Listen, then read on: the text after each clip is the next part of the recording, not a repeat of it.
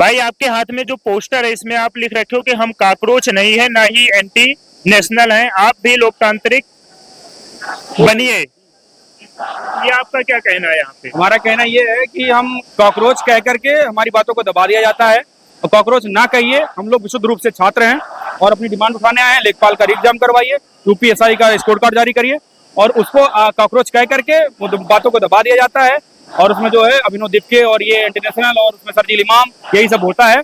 तो वो लोग, हम लोग उनको चाहते ही नहीं थे कि वो लोग आए यहाँ पे। तो अब वही आए भी नहीं है शायद, अगर आते तो उसको हाईजैक कर लेते वो आंदोलन को, और वहीं से खराब हो जाता सिस्टम। तो अभी आपके यहाँ पे क्या क्या मांगे हैं वो आप बताइए। हमारी मांगे हैं कि ब्यूरोक्रेसी को थोड़ा सुधारा जाए, हाँ। और थोड़ी ट्रांसपेरेंसी क्लियर करी जाए, अकाउंटेबिलिटी क्लियर हो, और रिस्पॉन्सिबिलिटी कौन लेगा जब पेपर लीक होगा तो वो क्लियर हो। और ये जो पता लगता है कि यातायात में हो गया लीक, अब इससे एरोप्लेन से होगा, इस तरह से नहीं, जो हो रहा है उसमें थोड़ी सी पारदर्शिता लाई जाए, थोड़ा सा क्लियर हो, ताकि हमारे मुद्दे लगे कि हाँ हमारे लिए ही सरकार है। क्योंकि वो तो अब्राहम लिंकन ने कहा था कि लोकतंत्र क्या होता है, कि लोगों के लिए लोकतंत्र होता है, समझ रहे हैं? तो यहाँ लोगों के लिए हम भाई थोड़ी सी बात उठाएंगे, आप एंटी नेशनल बोल देंगे, तो एंटी नेशनल नहीं है ना, हम तो भाजपा ही है, भाजपा को वोट दे के आए, लेकिन जवाबदेहिता तो उन्हीं से तय होगी ना, क्योंकि सरकार में तो वही है। आप भाजपाई हो? जी बिल्कुल भाजपाई हूँ, इसीलिए मांगने आया हूँ, वोट दिया हूँ। तो बोलिए कि आप हमें क्या दिए हैं? आप हमें कुछ नहीं दिए हैं, हमें बर्बाद किए हैं। इसलिए 27 में आप अगर हमें रेडी कर रहे हैं, रेडी रहिएगा आप। अच्छा मैम, जैसे कि सुप्रीम कोर्ट के चीफ जस्टिस ऑफ इंडिया के द्वारा कहा गया है कि जो युवा है देश के वो कॉकरोच है, उस पर आप क्या कहो? गलत कहा गया है और गलत टिप्पणी दी गई है, लेकिन बेसिकली ये मानने का विषय है कि आप कॉकरोच है कि नहीं है। मुझे नहीं लगता मैं कॉकरोच हूँ, मैं यूथ हूँ और मैं ही आगे का भविष्य हूँ। तो मुझे ये है कि जो भी पेपर में ट्रांसपेरेंसी है वो लाई जाए सरकार के द्वारा, और जो भी रिक्त पदे हैं वो सब भरी जाएं। यूपीएसआई का स्कोर कार्ड जारी किया है, जो पेपर हो रहा है उसको उसकी अकाउंटेबिलिटी तय हो कि अगर गलती हो तो किसके मतलब कौन उसका रिस्पॉन्सिबल होगा उसके लिए, ये सब देखा जाए। बाकी लेखपाल री एग्जाम दोबारा करवाया जाए, क्योंकि इसमें जो बहुत ज्यादा धांधली हुई है, सोशल मीडिया पे इसकी वीडियो काफी ज्यादा वायरल हो रही है, उसको भी अगर नजरअंदाज किया जा रहा है तो फिर ये तो सरकार के लिए ही बुरा होगा। क्योंकि 27 में इलेक्शन है और इतने सारे यूथ यहाँ पर अगर इकट्ठा हुए तो वो खुद ही समझे कि वोट बैंक किस ओर जा रहा है। अच्छा मैम, आपने कहा कि इन सारी एग्जाम की जो है कोई किसी एजेंसी की जिम्मेदारी होनी चाहिए, लेकिन नेशनल टेस्टिंग एजेंसी एनटीए जो है उसे इसीलिए बनाया गया था कि जो है देश भर में वो पेपर करवाए और सही सलामत जो है युवाओं के पेपर हों। लेकिन अभी आपको क्या लगता है कि एनटीए पेपर करवाने में असफल हो रही है? एनडीए कई हद तक पेपर कराने में सफल हो रही है। जहां तक पता भी चला है कि उनके पास लगभग 25 ही लोग हैं। अगर इतने पूरे देश में पेपर कराना हो तो उनके पास 25 ही लोग हैं जो इस पेपर को मतलब सफल वो मतलब पेपर को कराने के लिए है। तो उसमें उनको ट्रांसपेरेंट और करने के लिए लोगों की संख्या भी बढ़ानी चाहिए, और प्लस सरकार को ये प्राइवेट सेक्टर्स को इसमें से हटा करके ज्यादा से ज्यादा गवर्नमेंट लोगों को अटैच करना चाहिए और उनकी जवाबदेही और कई कानून अच्छे बनाने चाहिए, ताकि जो बच्चे इस पेपर में को लीक करने में भी या खरीदने में लगे हुए हैं उनके खिलाफ भी मुकदमा होना चाहिए, उनके परिवार के खिलाफ होना चाहिए, ताकि आगे आने वाले बच्चे ऐसा ना करें ना, डरे वो भी ये सब करने से पहले। क्योंकि लीक तो होता ही होता है, लेकिन जो बच्चे खरीदते हैं और जो उन्हें बेचता है, जो उन्हें सप्लाई करता है, उसके खिलाफ कड़ा मुकदमा होना चाहिए। अच्छा मैम, जैसे कि 1 जून को अभी प्रयागराज में एग्जामपुर वाले सर विवेक सर का भी 28 मई को उनका जो कोचिंग सेंटर सील किया गया। आज रात में जब वो यहाँ पे धरना प्रदर्शन के लिए आ रहे थे तभी उन्हें पुलिस गिरफ्तार की, लेकिन उसके बाद भी विवेक सर यहाँ पे पहुंचे हैं।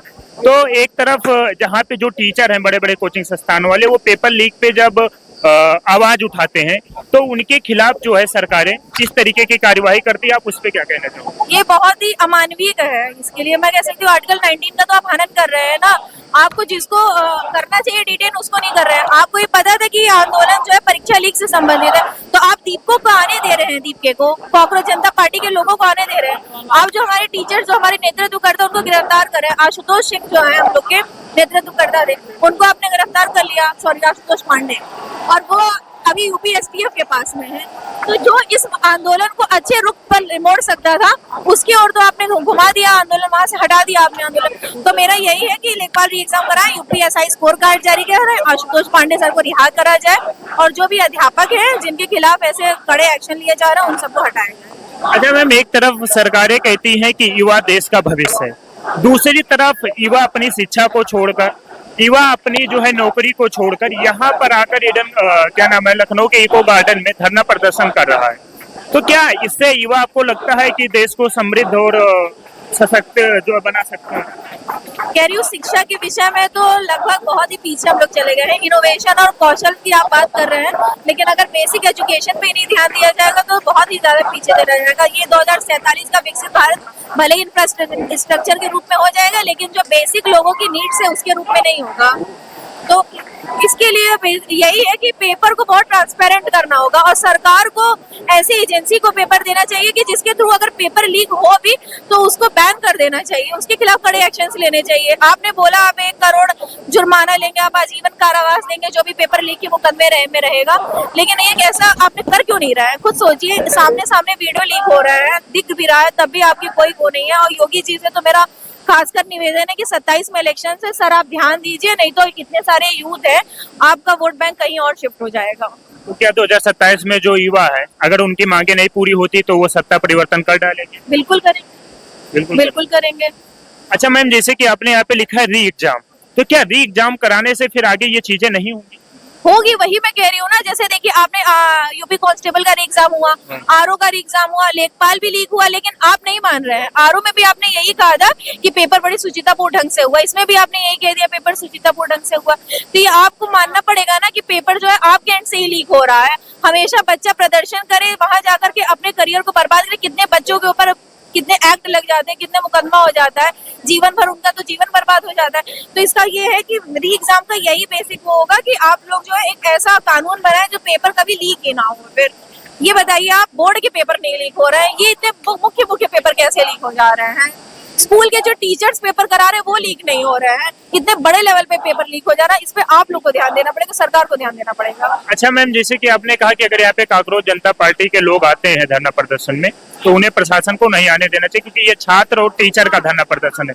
तो अभी कांग्रेस जनता पार्टी के अभिजीत जी ने भी बोला था कि मैं आऊंगा आज 12 तारीख को, तो क्या लगता है कि वो आएंगे तो यहाँ पे जो शिक्षक और स्टूडेंट हैं उनके साथ देंगे या फिर वो यहाँ से हट जाएंगे? क्योंकि मुझे लगता है कि अभिजीत दीप के इस आंदोलन को रोकने का एक मोहरा है, क्योंकि वो आएंगे तो वहां पर सिर्फ कुछ नहीं होगा, धर्मेंद्र प्रधान की इस्तीफा से रिलेटेड बात होगा और पता नहीं क्या भी, जो भी इन लोग के शर्जील इमाम या मनुवादी, ये सारे आप नारे लगाओगे, तो फिर तो ये आंदोलन 2 गुट में बट जाएगा ना। हम तो यहाँ आए हैं लेखपाल री एग्जाम की बात करने के लिए।